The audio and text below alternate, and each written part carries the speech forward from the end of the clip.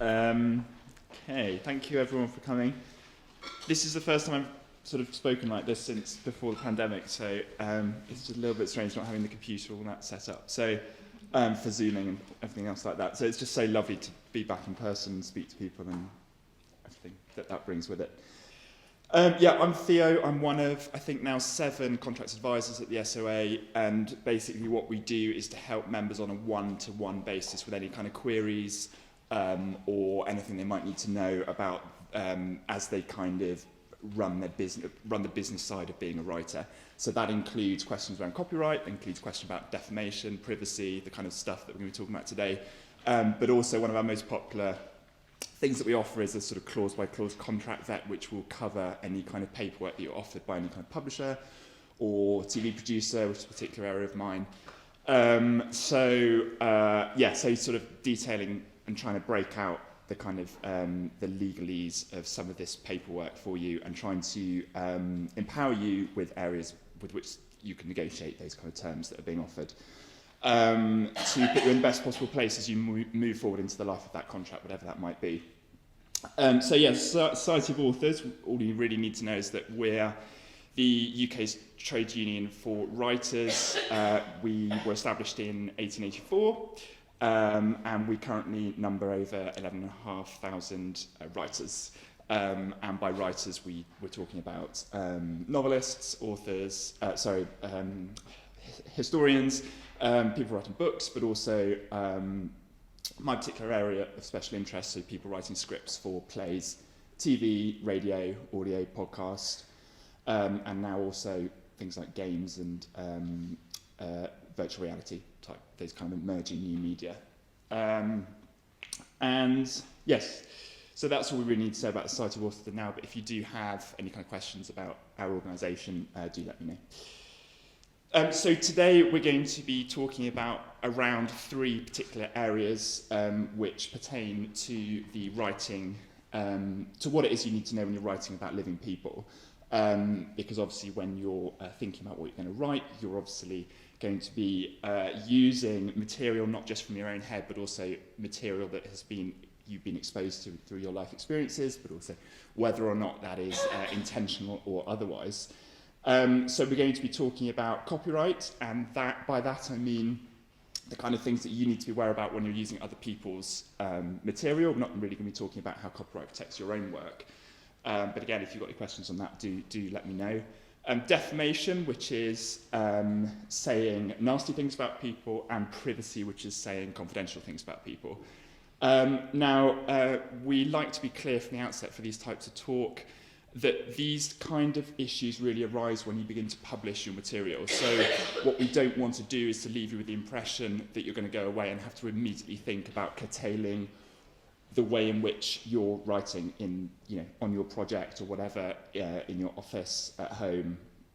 And we would try and empower you to write whatever it is you want to. The first draft is always for you. And come and start to think about these kind of considerations, or at least hope that your publisher will help you to think about these kind of considerations down the line. So copyright, it's largely, the UK's copyright regime, it's largely enshrined in the Copyright Designs and Patents Act of 1988. It's been amended a few times since. Certain things have been clarified, certain things have been added, which is brilliant, but it essentially remains the same. It's there to protect an author's or a creator's right to copy their work. It arises by law automatically, and in the UK, the author is the first owner of the copyright.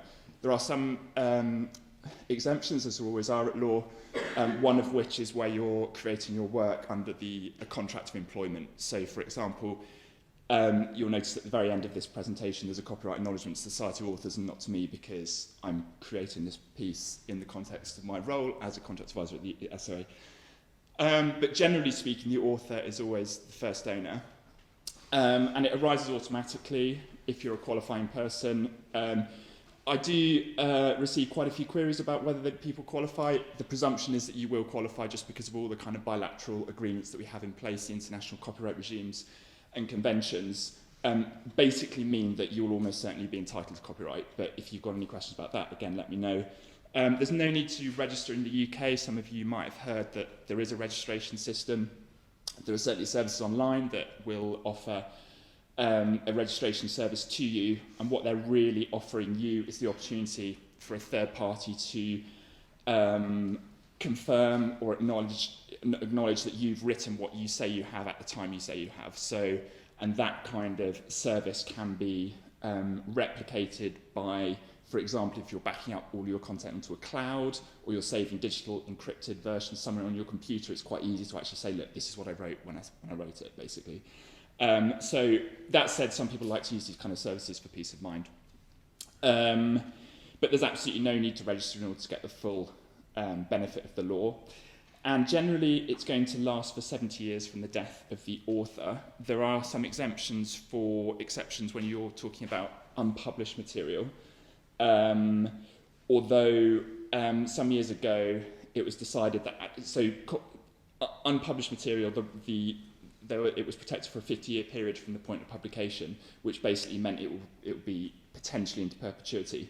And basically what people decided was that the people setting these laws decided that actually we're going to cap that. So now, if you're dealing with unpublished material from where the author died after 1969, it's generally protected for 70 years after the death of the author. So it doesn't run from publication anymore. When you're dealing with material that published where the author died pre-1969, it will be capped at 2039. So after 2039, 2040, 1st of January, a lot of work is going to come out of copyright protection, basically.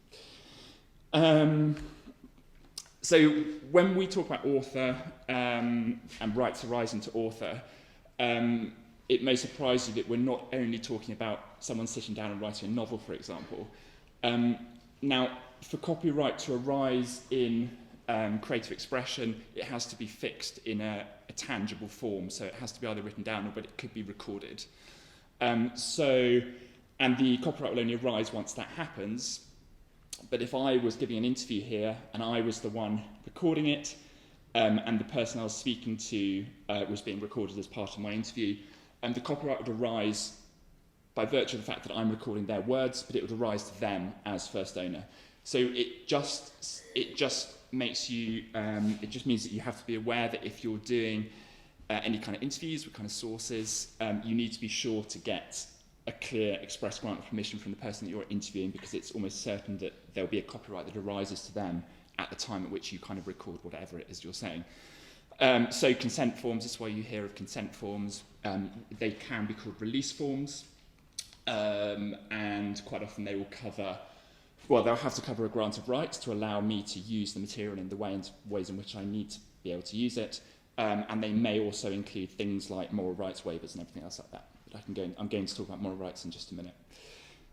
So in that context, the author is the person being interviewed, even though it sounds like a little bit of a misnomer. But what does copyright protect? So copyright protects, under the legislation, original material, and the bar for originality is quite low. So anything really from, we say, a scribble onwards can potentially engage the protection offered by the CDPA. This has been clarified in the court, most memorably in the case that I've highlighted through the use of the picture there, which is two authors of the Holy Blood and the Holy Grail litigated against Dan Brown, the Da Vinci Code, for his reproduction of a theory that they first propounded in their book, which was that Jesus didn't die on the cross. He went on and had a child with Mary Magdalene, and then that created a heritage and descendants from which will be alive today. So if you've read either of those books, you'll know what I'm actually talking about. But so the Holy Blood and the Holy Grail, they took action against the fact that this theory, or this kind of fictional idea that they had presented a historical fact, had been used by Dan Brown. And it was clarified that basically what copyright is designed to protect is the skill and the labour expended in the original composition and production, and the original manner of form of expression. And the original expression can include the language in which the work is composed, and also the original selection, arrangement and compilation of raw research material. So far, so good, but there is a qualifier. It's not designed to extend to clothing information, facts, ideas, theories, and themes with exclusive property rights, so as to enable the claimants to monopolise historical research or knowledge and prevent the legitimate use of historical and biographical material. Theories propounded, general arguments deployed, or general hypotheses suggested, whether they're sound or not, or general themes written about. So the case failed, and Dan Brown was free to continue with the publication of his work. But this is going to be really interesting to people that are writing using historical facts, and particularly using other people's non-fiction works. So if you've got any specific questions on that, just let me know. I'll look into that. So that gives us this question, whether or not, if it's fact, can you just use it, if it's an isolated fact, or a series of facts. In Ravenscroft and Herbert, which is another case which looked at the story relating to Jesus, so this was where the original underlying work was a non-fiction book called The Spear of Destiny, and it concerned the spear that was said to have been used to kill Jesus was then kept throughout history, and then it became Hitler got hold of it, and that's what gave him his special powers. So the competing work, the defendant, it was found that they'd used no fewer than 50 instances of deliberate language copying, and all the same historical characters, historical incidents, and interpretation of the significance of historical events were all found to have been reproduced. So that kind of loops back to this idea that the original selection, arrangement, and compilation of raw research material will almost certainly be found to be an infringement. So where might infringement be found? The test is that you need to, in order for an infringement action to succeed, it has to be shown that the user has used a substantial part of the original work. And it's incredibly frustrating for us that there's nothing really all that helpful in the legislation or in any kind of IPO guidance ever since as to what substantial part might mean. And that's largely because it comes down to a question of fact and degree to be determined by the courts, or IPEC in the first instance. And it's the test is qualitative rather than quantitative, so it's very difficult to say you can use X number of words, for example, because the court will look at the importance of the part that has been copied, assessed in relation to the copyright work as a whole. Now, when we're dealing with reproduction from a full novel, we might suppose that a line or two might be used.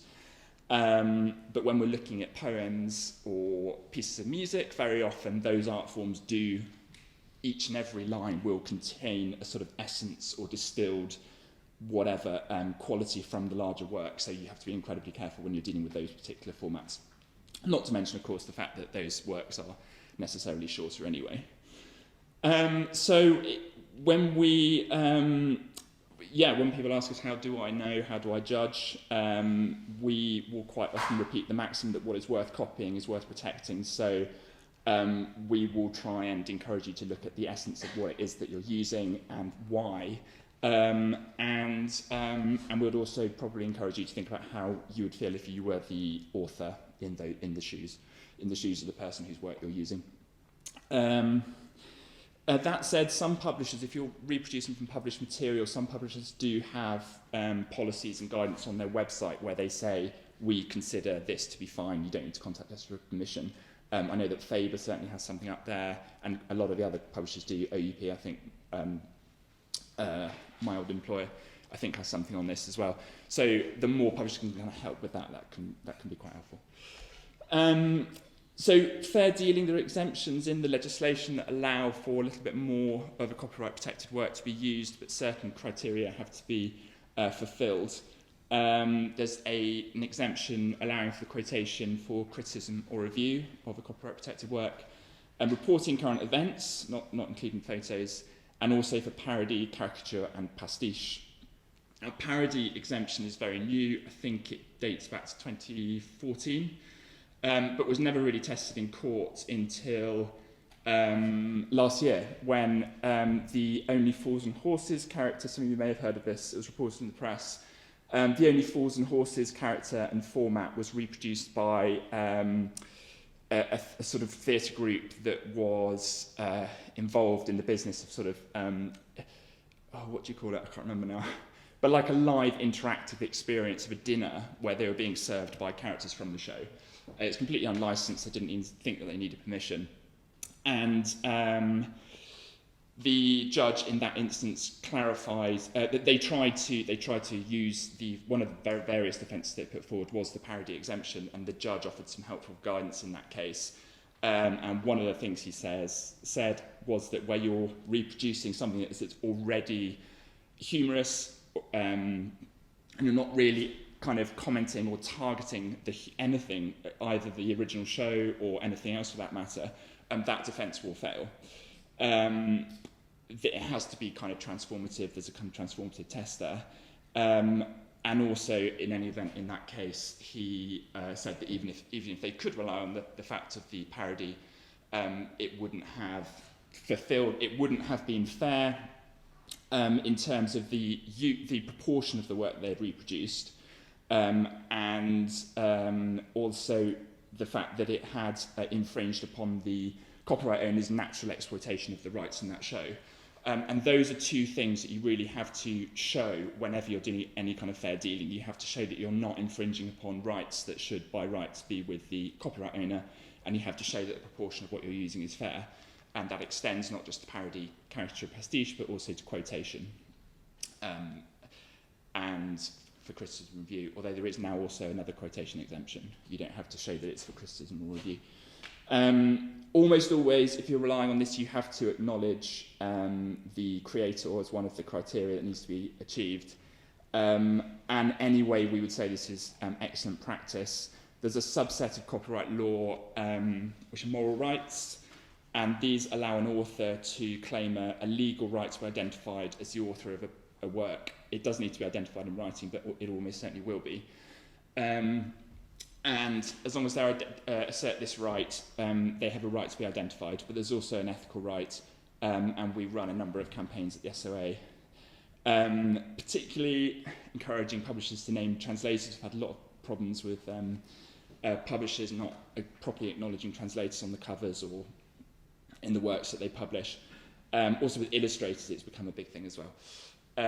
So yeah, we would encourage that to be used, to credits to be included wherever possible. Orphan works, a lot of people will approach us and say, well, what if we can't find the copyright owner, or they're unknown, we don't know who authored the work. There is quite a clunky procedure which is available to people wanting to use these works, and basically they have to apply, and they'll get quite a limited term license. It's really not ideal for kind of book publishing. But it's just amazing that the British Library will say that around 40% of their creative works are orphan works. It's a bit of a misnomer, because obviously when you think of an orphan,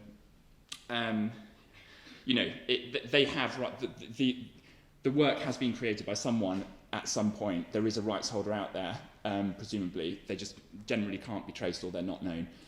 So it's a little bit of a misnomer, but there is a clunky procedure that can be used, and we can guide you through that process. The importance of kind of getting this all right is, if you are going to enter into any kind of publishing contract, it will generally be the publisher that will make you promise to them that all your material in your book has been cleared for reuse. And that's a very standard clause. The dangers of getting this wrong, the court can award damages, and they can also award an injunction, so they could put an injunction out on the publication of the book. So all those copies that have been printed will then have to be kind of pulped, and they won't be able to go ahead with the use. So it is quite important to kind of clear wherever necessary, unless you can rely on those exemptions.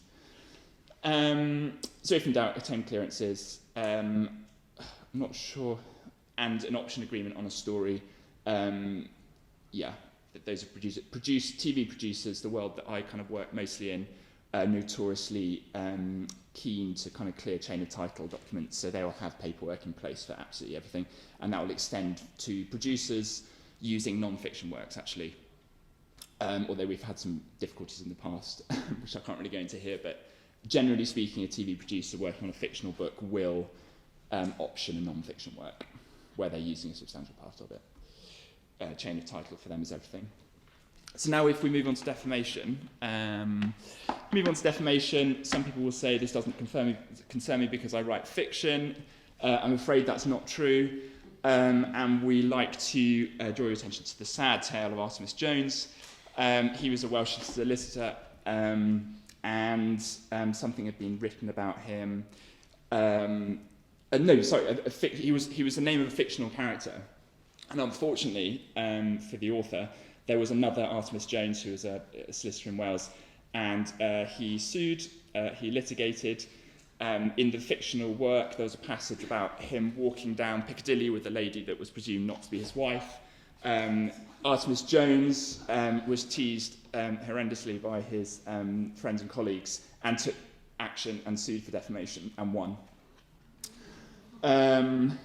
So hence you will quite often see where the press report names in their articles and news stories, they'll often include kind of identifiers to try and avoid this potential thing from happening. So they will talk about a Theo Jones that lives in Rousham in his 30s, because they don't want any other Theo Jones to kind of be, to bring a kind of successful defamation action.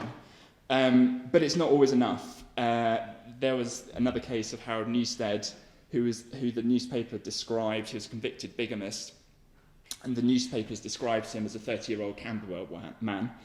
Unfortunately, there was another Harold Newstead who was a 30-year-old Camberwell man, who was a barber and very much not a bigamist, or at least not a convicted one, and he again brought a successful defamation claim. So yeah, something to be aware of. So I've just got one slide on defamation, and we'll move on to privacy. One more slide on defamation. Defamation, we had enacted back in 2013, but generally speaking, this is something that has kind of come up through the courts, through case law. So there are lots of different kind of definitions of it. But one of the ones we prefer is this one, which is lowering the claimant in the estimation of right-thinking people generally. Now, the words that constitute the defamation or alleged defamation have to be inherently defamatory. There was a case of a pianist who had a tour cancelled, had to cancel his tour, and the tour organisers put out a statement that said the pianist had to cancel because he was ill. The pianist thought this is terrible for my career, and took a defamation action and lost because it was found that to say someone is ill isn't actually defamatory. It doesn't lower the claimant in the estimation of right-thinking people. It doesn't apply to dead people, so you can defame the dead. The person bringing the action has to be living, well, obviously has to be living, but yeah, you can't defame the dead. It has to be published by the defendant. The Act in 2013 introduced a time bar which of 1 year, so it has to have been published by the defendant within the last year. And the claimant has to show a serious harm. This again is a new thing that has been brought about by the legislation. And yeah, so there is a threshold to be met. It is actually quite high, which may be of relief to some authors. And if this is a business bringing the case, you can defame a business, they have to show serious financial loss. So that's how the harm test is construed for them. There are a couple of defences.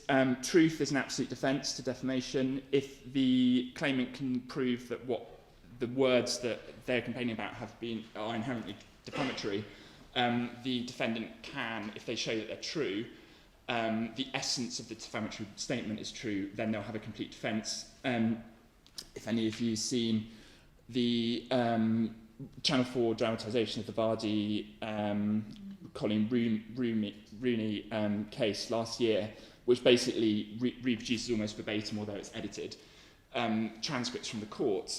So that's what Colin's legal team were trying to do. They were trying to say, if we can show that Vardy actually did what Colin said she did, then that's an absolute defence to the defamation. And she did, and she won. And it was the sting of the defamation they had to show was true, not sort of the detail. Otherwise, you have an honest opinion. If you're a kind of theatre critic, obviously you need to be able to say, what you've genuinely thought of the play. The thing that we like to stress here is that you just have to be careful where you're putting across an opinion. Obviously, opinion and fact are two very different things. You have to be careful where you're putting across an opinion that is sort of masquerading as a fact. So, something that to a lot of people that might know you and know that you use a lot of hyperbole, that might be fine, but to someone else, it might look like you're saying something that's factually true. So, for example, if you said, I hate this cake, that's fine, that's your opinion. If you say this cake is poisonous, some people might not recognise that you're using hyperbole, so and construe that as a statement of fact. So that's where you have to kind of be particularly careful, because that might give rise to a defamation action. So moving on to privacy. Sorry, I'm a little bit behind.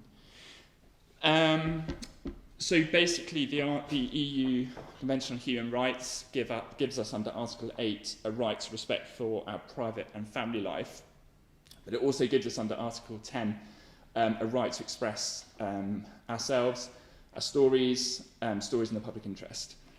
So this is almost always going to be a balancing act between those two areas. Obviously, we've left the European Union, but we're still in the EU Convention on Human Rights, so it continues to apply. The Naomi Campbell case against the Daily Mirror in 2004 concerned some photographs that were taken of Naomi Campbell coming out of a Narcotics Anonymous clinic. And why this is so interesting is that on its own, that seems to be a breach of privacy. But what the court found was that Naomi Campbell had been so clear that she had never used drugs, and that they weren't happy to protect the kind of hypocrisy that was being shown through the newspapers reporting of the story.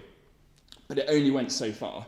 So whilst the court found that they would be happy for the Daily Mirror to reproduce the fact of Naomi going for this treatment, they weren't happy for them to reproduce the actual photographs, because they found that there were elements within the photographs, for example, the address of the clinic and various other details, that didn't merit or didn't justify the newspaper's use of them in their right to express that kind of public interest story. So the test will be purposive, and it will balance the claimant's reasonable expectation of privacy with someone else's right to express their story or the story in the public interest. Princess Carolina of Monaco, she was someone who the paparazzi took an interest in, took lots and lots of photos of her, and she litigated, and the court had to balance these Article 8 and Article 10 rights. And what they found was that the photographs and articles that were being made of Princess Carolina had to kind of add to the debate of general interest. They can't just be kind of gratuitous shots just because she's in a public profile in the public eye, even if she's actually in a public space. It was found that the applicant's whereabouts or how she behaved generally in her private life, even if she appeared in places that were not private, everyone, including celebrities, had legitimate expectations that his or her private life would be protected. So it just clarifies there that there will be a kind of a public interest, or it needs to kind of show that you're adding to a kind of debate of general interest if you're going to rely on that defence. There are a couple of literary cases in terms of privacy. Lorena McKennett, Nima Ash.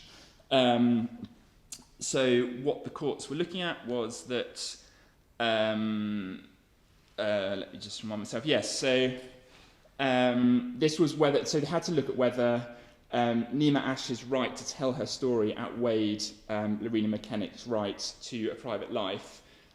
This was a kind of kiss and tell history. And we kind of include this because a lot of people will say, hang on, what about my right to tell my story? And, I need to be able to express, visits, experiences, all this kind of stuff. And what they did was to decide that a person's home, they decided to give this kind of particular importance to describing the decor and situation, etc., of a person's home. So it was found that there would be an obligation of confidence in relation to those kind of details. So those are even relatively trivial details would fall within the claim that the Nima Ashes protection, because the traditional sanctity according to the hearth and home. So to describe a person's home, the decor, the layout, the state of cleanliness, or how the occupiers behave inside it is generally regarded as unacceptable. To convey such details without permission to the general public is almost as objectionable as spying into the home with a long-distance lens and publishing the resulting photographs. Sexual relations will almost always be found to be off limits. The courts will almost always side on the behalf of the person wishing to keep that information private. There was in the Flitcroft case a married footballer who sought an injunction against the disclosing of information that related to him and I think two other women, and it was found that there was a legitimate interest, and it was actually expressed that had he not been in a relationship or a married man, then his right to privacy would have been greater. But the fact that he was a married man in a relationship, a few of us, there is a school of thought which thinks that's a rogue decision, but it's just interesting something to look at. The fact that he was married meant that he had less, it was more hypocritical that he was going into these kind of relationships, casual relationships. James Rhodes is a pianist, I'm sure many of you know. He wanted to publish his book detailing the years of sexual abuse that he'd suffered as a youngster. His wife brought a claim trying to injunct the book on the grounds that it would cause mental suffering to his son. And the court found that you can't, this is James's story, it's his right to privacy, you can't claim under someone else's right to privacy. You can't bring that claim. It has to be you that is experiencing the target of the... You have to have the individual right to privacy. It can't be brought on behalf or of someone else. So that claim failed. And it's not about... whether the fact that it would upset these people didn't really come into it. It was this boy didn't really have any right to privacy in terms of James's right to tell his story of sexual abuse, which didn't concern him. Their confidentiality, if you've entered into contractual agreements, then you may have noticed some kind of confidentiality wording in there. And you may be bound not to tell your story. You might have entered into a particular, like a standalone NDA, a non-disclosure agreement. An example here is the Victoria Beckham case, where she had employed a nanny and had bound her to secrecy in terms of the kind of experiences that she would have in Victoria's household looking after her children. And the nanny went public with the fact that she was always made to walk 4 steps behind Victoria. And the court found in her favour because Victoria had basically always said that she was very hands-on in childcare and all this kind of thing. So they weren't happy to protect the kind of hypocrisy that the nanny was trying to expose. There's no public interest defence, on the other hand, to the Official Secrets Act. And you can have a confidentiality obligation even if you're not bound by contract, and that's under the law of tort. So if something's imparted information to you and there is a duty of confidence, if you made it clear that that information, those ideas were imparted in confidence and not to be shared, then that can be as powerful as having an actual legal contractual provision in place. And there's a blog on that actually I wrote some years ago on the SOA website. So if you've got any questions about NDAs or confidentiality, just let me know. But I have sort of prattled on at sort of 22. So if you'd like to questions or any of that, sorry, that was so quick. But it's really just to give you a kind of sense of where things are at. And also just to encourage you, where these kind of issues come up down the line, just to kind of get in touch with us or someone, just to kind of sense check this and have kind of open and honest discussions with your publishers where you think that you're dealing with particularly risky material. Yeah. Start the Q&A by pouring Theo Yeah, some water, which I completely forgot to do before you started. I'm sorry.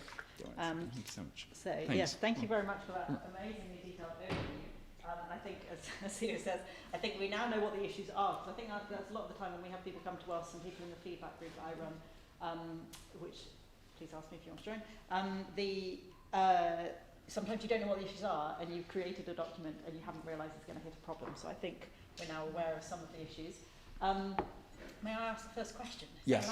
So this is something that I get asked all the time. And there's kind of two nuances to it. One is people who are using their parents' diaries. So the parents are dead, but within the last 20 years, so not 70. Parents dead, they've got their diaries. So one, are they allowed to republish them? And is it the child or their, so this is the person who's in my group. Or, for example, if their siblings had a problem with that publication, does the sibling have an equal right to that diary? And the same question, but where instead of a diary, it's fiction, so where the parent has written some short stories or whatever. Which descendants own that, if any, or is it only the author that owns it? So going through the three areas, so the first is copyright. There'll be copyright subsisting in those diaries, and if they were written, provided the author died after the 1st of January 1969, they will run for 70 years from the death of their parent, from the author. So what you've got to do is to understand where the copyright has gone in the disposition or the under their will, under the terms of their will. If they didn't specifically cover it under the terms of their will, you've got to, it will have basically be bound together with all the other kind of property rights that will be transferred to the surviving people. There's a set of intestacy rules which apply if you die and don't make provision for what happens in your will for certain aspects. So it would be like a property right. It would be like kind of, if they have a house, it would be dealt with in that kind of way. That can be problematic because it can mean that a lot of different people own kind of shares of ownership in the copyright, which is a bit of a nightmare because you basically, if you've got a share of copyright, you've basically got a veto under UK law to stop it. So if one person wants that to be stopped, they'll be able to do that just by saying, we're not going to give you any permission to use it. Of course, the other people can go ahead, but then they risk an infringement action.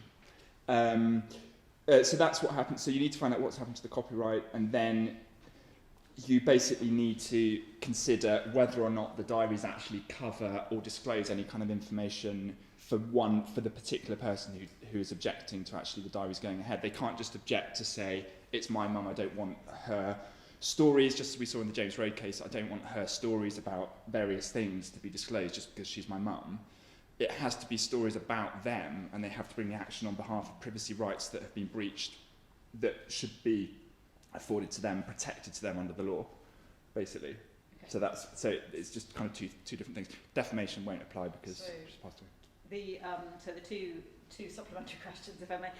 So if, for example, my sister wanted to publish my mum's works, if my sister asks me and I'm happy for that to go ahead, does she need anything more than that?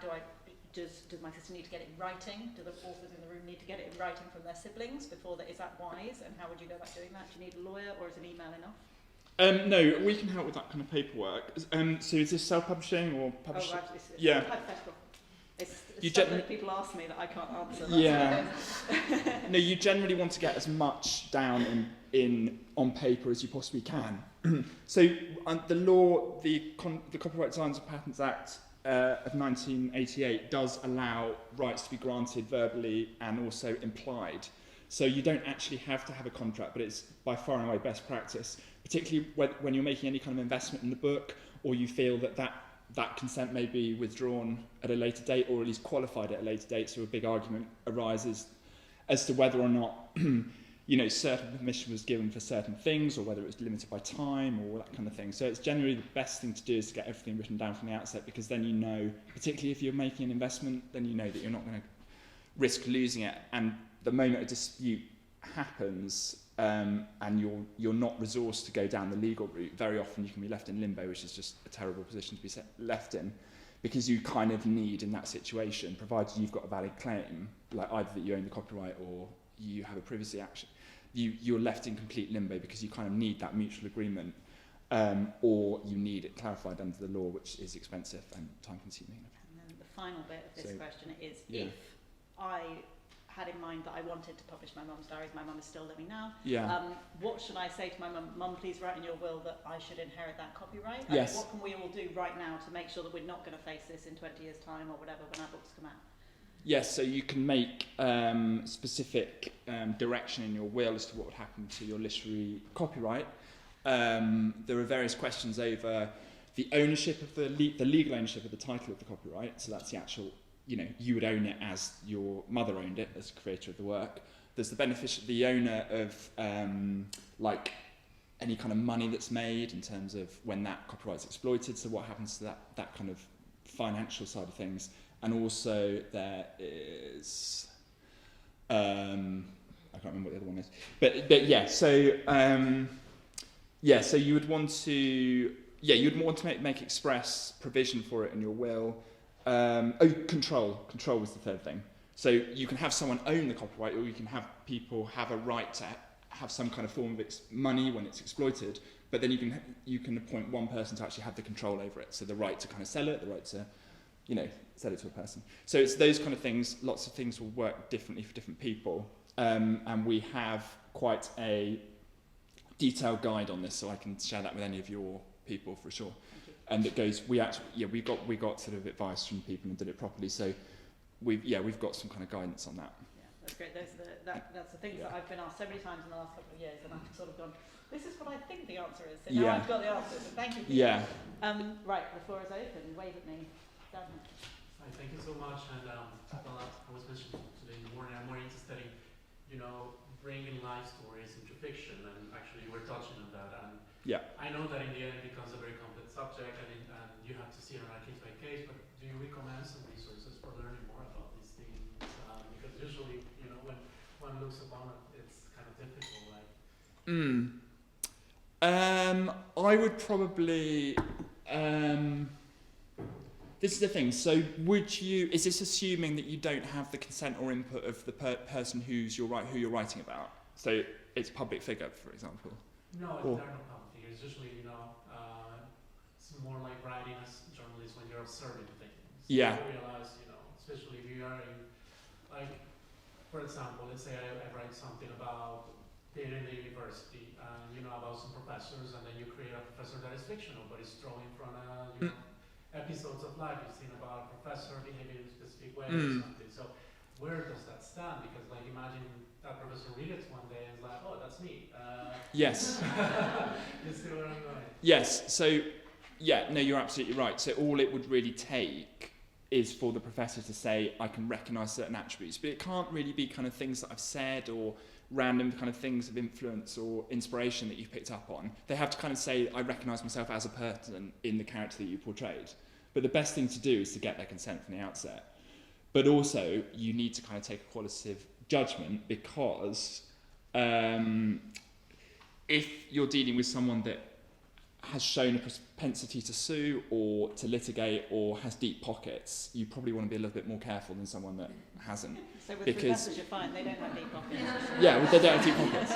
But, and that's as long as you're not saying anything objectionable, because, once you're not, if you're really just talking about things that they've said and it doesn't defame them, then you're only having to worry about their privacy right.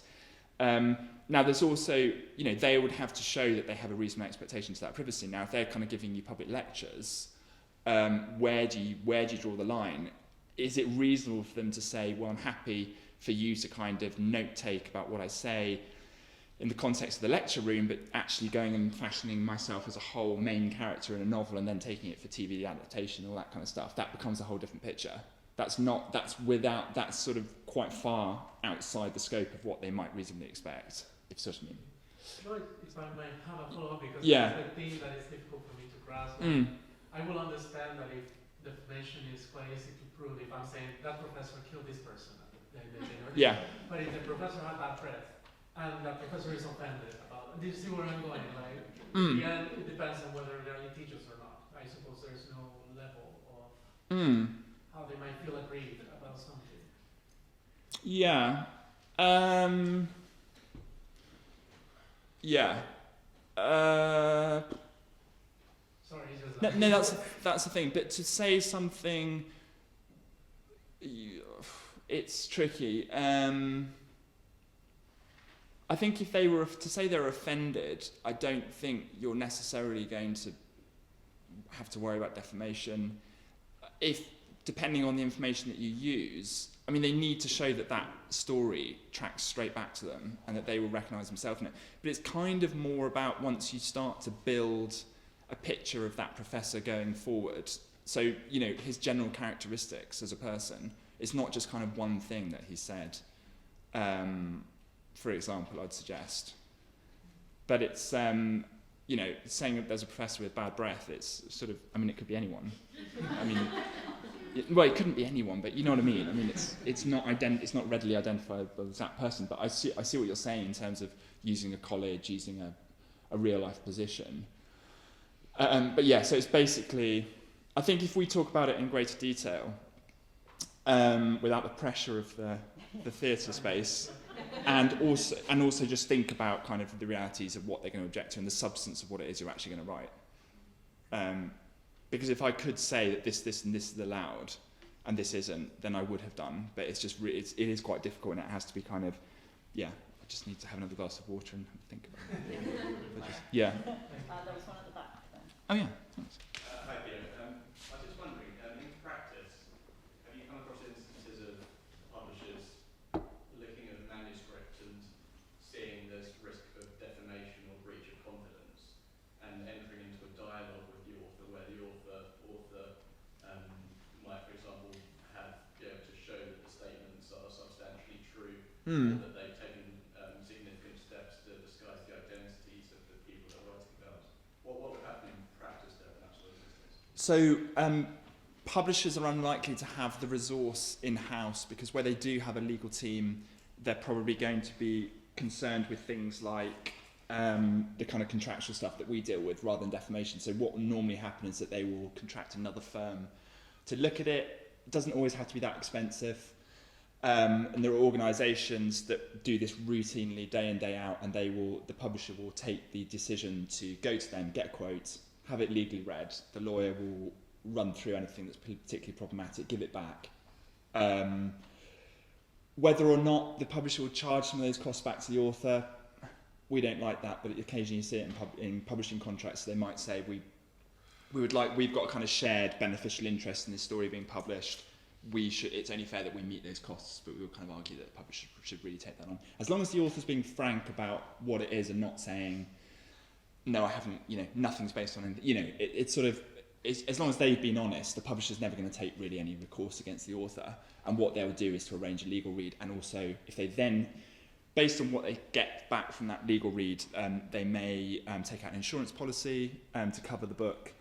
And they may even cover the author under the terms of that insurance policy. Yeah. Can I just say the publisher's perspective? Yeah. I think it's quite normal for an editor in-house to do a first-line check.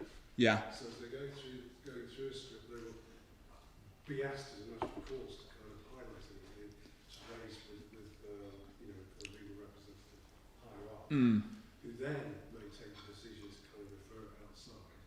But I've done this countless times. I've had to have dialogue with authors, so that you can't say this, or can you prove it? Just on a kind of regular basis, because again, like you say, there isn't the resources to go for legal read, because these guys are charging hundreds of pounds an hour, if not more.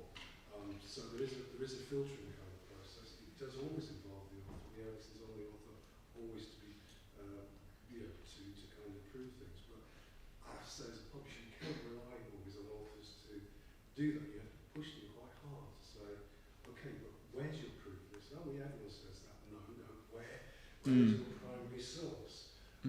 So it is all, the publisher's side, it is all about kind of reducing expense, but it's a very rare instance that you go outside. You would probably end up having to ask the author to kind of rephrase things if you couldn't get to the bottom of the matter. So I'm just saying it's a bit more nuanced than that, and publishers don't have the resources to go out for legal reads, so they should, if they're on top of things, go back to the author and have a dialogue. They agree.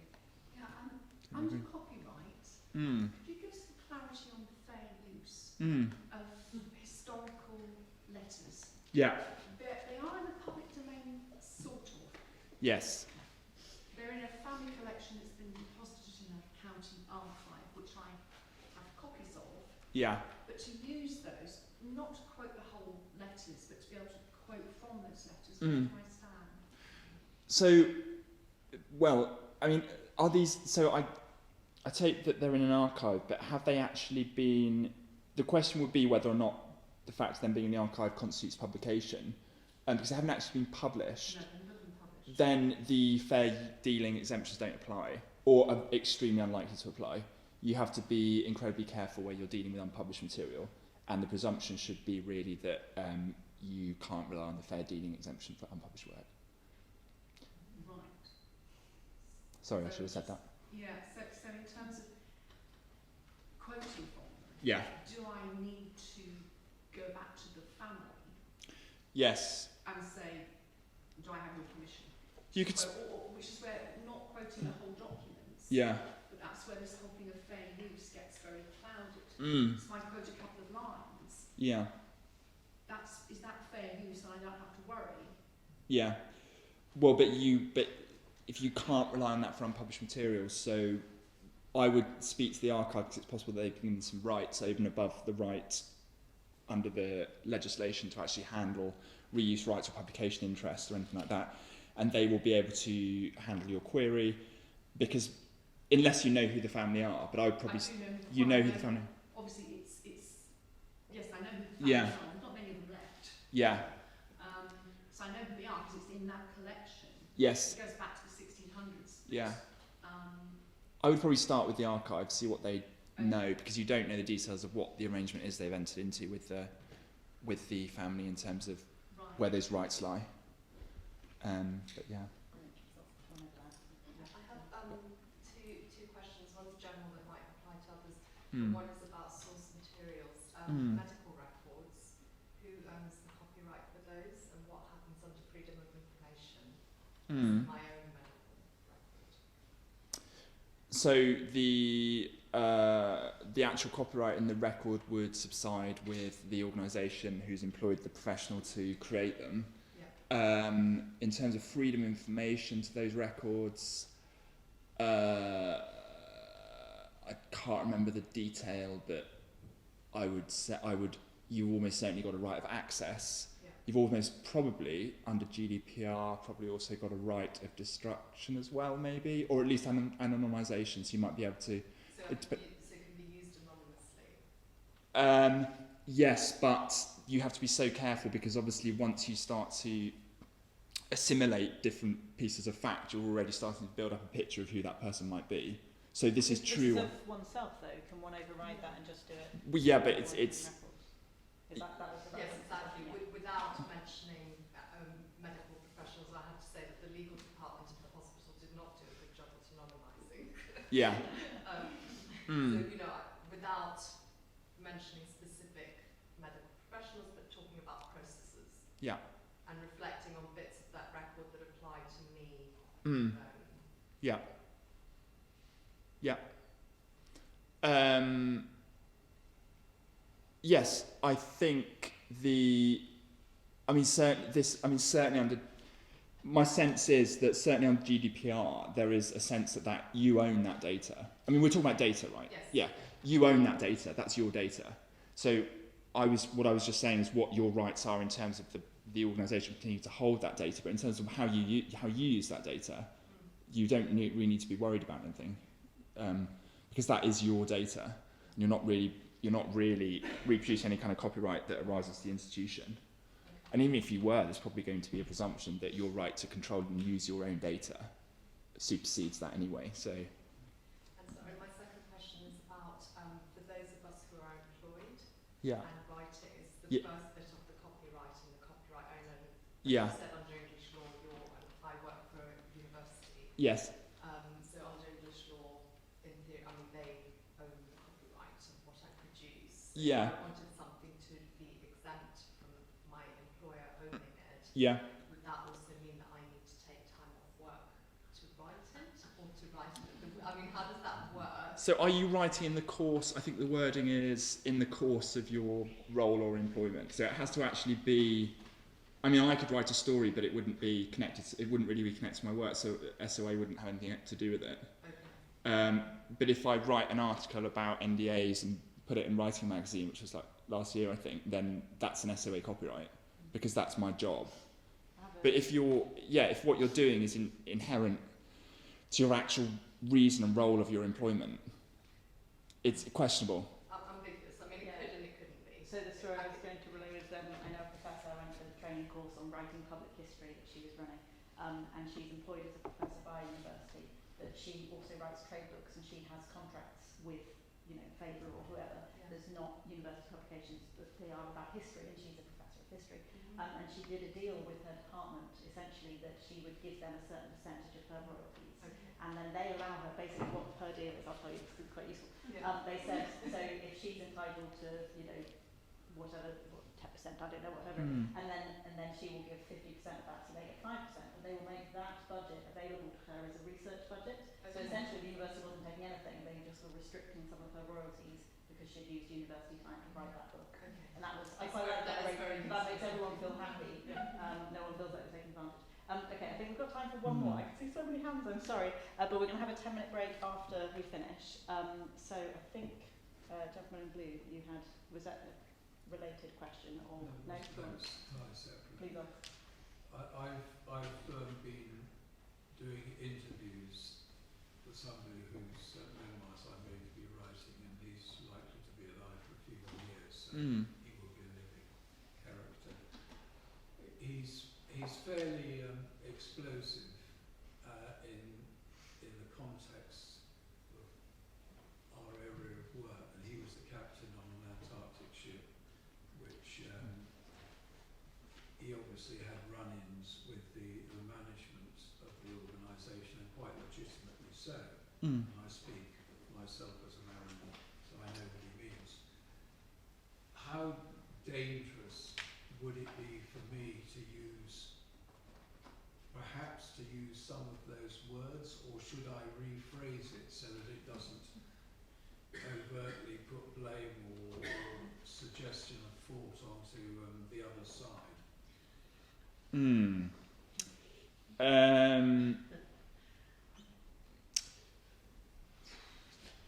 So, oh gosh, okay. And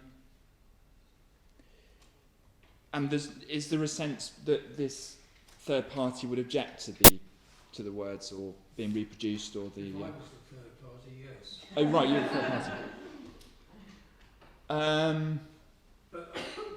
But to be fair to your question, I think that it was said to me in good humour, so he wasn't trying to ram it down my throat that they were stupid or irresponsible or anything like that.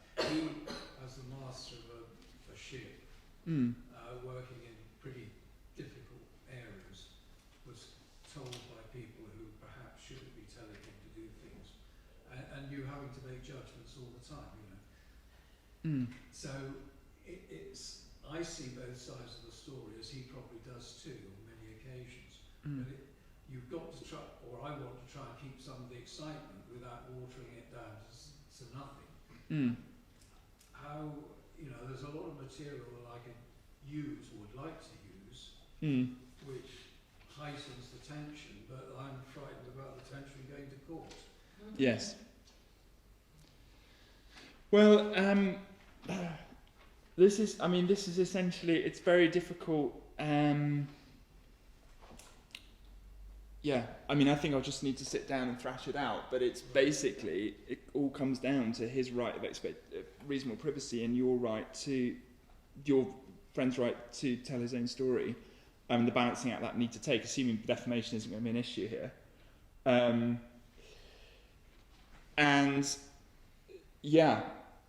Changing names, changing situations is fine, but if they can still identify themselves, then potentially they can bring a claim, and depending how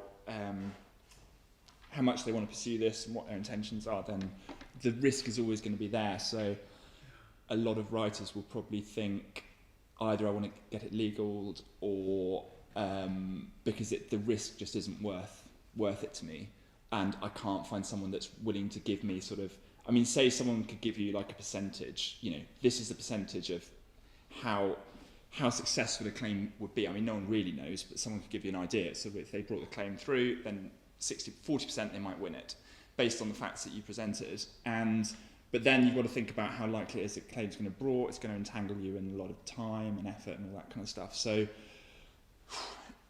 yeah, I mean, yeah, it's tricky. But if you can get a publisher to have a look at it, as I'm saying, and have it looked at by a lawyer, or I can give you a team. I mean, I know that authors do use them directly, but I can give you an information of a group that do this regularly. It probably won't be cheap, but it might be worth peace of mind and knowing that you've got a good chance of it seeing it through. But yeah. Thank you very much, Theo. I think what this session has showed us that we all have questions that maybe we need to follow up on later. Yeah. So we're going to have the panel next. We'll have a quick coffee break in a moment. But I was going to suggest that there are lots of very introductory kind of videos on the Society of Authors Vimeo channel, Vimeo, Vimeo channel, which you can just Google and see. You don't have to join to see those. I assume if one wants direct advice from Theo, one has to join the SOA. So no, it's fine if you want to email. Yeah. But, particularly on those thank questions. Thank you very much, Theo. If you've spoken today, then yes, do follow up. I assume your email address is on the website, or yes, it was tjones@societyofauthours.org. I think. Brilliant. And obviously that's even more time to ask questions now. It's tjones@societyofauthours.org. Or anything you send to me, I can forward straight Yeah. on if you just put that in your email. But meanwhile, thank you very much to Theo. No, that's a pleasure.